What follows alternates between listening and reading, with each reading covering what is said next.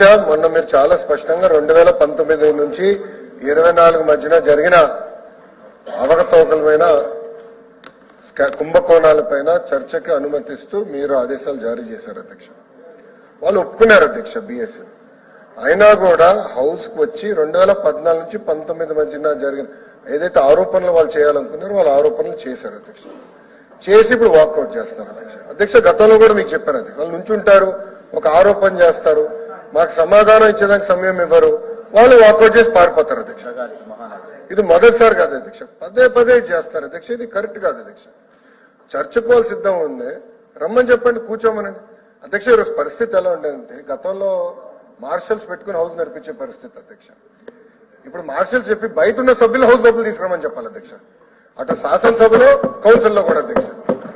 అధికారం మీకు ఉంది అధ్యక్ష. యాక్చువల్లీ రూల్ బుక్ లో మీకు అధికారం ఉంది. You can order members to come back to the house అధ్యక్ష.